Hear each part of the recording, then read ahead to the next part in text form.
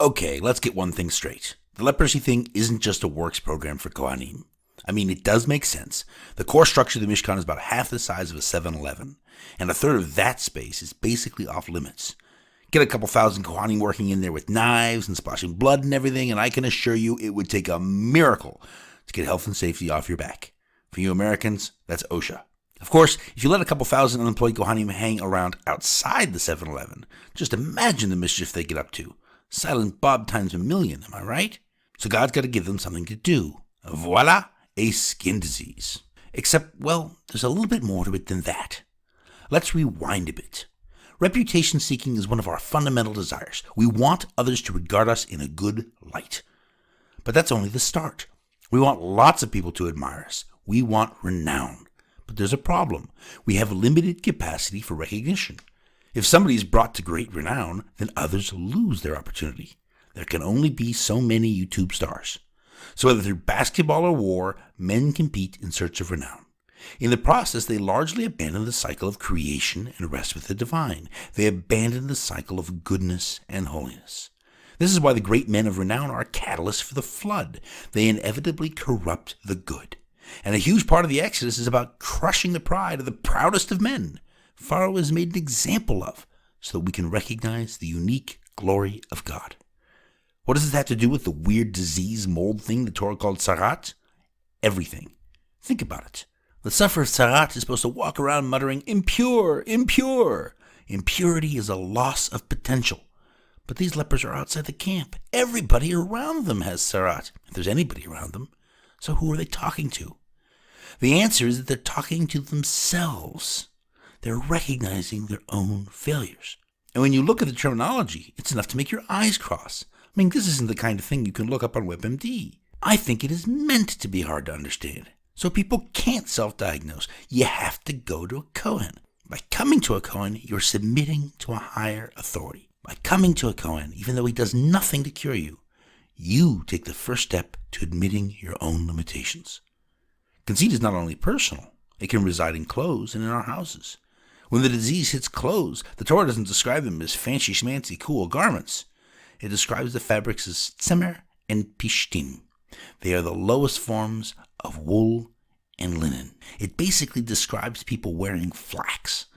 All by itself, the text takes the sufferer, those who are conceited because of their clothes, down a notch. And when the disease strikes houses, it strikes stone houses. Stones last. They tend to give their occupants a certain sense of permanence and pride, making them take the things down. Piece by piece has a corrective element to it. It reinforces that nothing of humankind's is permanent. Finally, when Miriam gets Tzaarat, God says, should she not hide in shame? This is the most revealing bit of all. Shame is the antidote to pride. But the process of healing is not just about breaking us down. It is also about building us up. Nothing is more poignant than the offering of the birds. We take two birds. Birds flying through a sky that has no death symbolically represent closeness to the purity of God. One bird is killed, and the living bird is then dipped in the dead bird's blood, together with azov, cedar, and tolat shani. The cedar can be one of the oldest trees in the world, certainly the oldest near Israel. They can be thousands of years old. They represent the past and solid roots. The tolat shani, connected to the manna, represents our trust in God and His investment in us. And the azov represents our ability to gradually change the world. We are the bird. We fly close to the heavens, but we are more than that. We have solid roots. God has invested in us, and we are able to change the world. Our conceit puts all of that at risk. When the living bird is dipped in the blood of the dead one and then freed, we are not only reminded of the risks of conceit, we are reminded that we can fly once again. When the blood of the Asham offering is dipped on our ears, thumbs, and toes, it serves as a limit on the words we obey, the actions we take, and the will we are driven by. We then repeat the process with oil, representing purity. The words we obey, the actions we take, and the will we are driven by are all enhanced by the purity of God. Seen this way, Tzaarat isn't a curse. It is a blunt reminder that serves as an opportunity for blessing. Of course, we don't have Tzaarat anymore. The opening to this week's reading explains why. After a woman gives birth, she's impure, but she's impure because she has the blood of purity. As I see it, giving birth represents the height of creative realization. As the new mother falls away from these heights, she is impure. Impurity is about the loss of potential, but this impurity is only relative.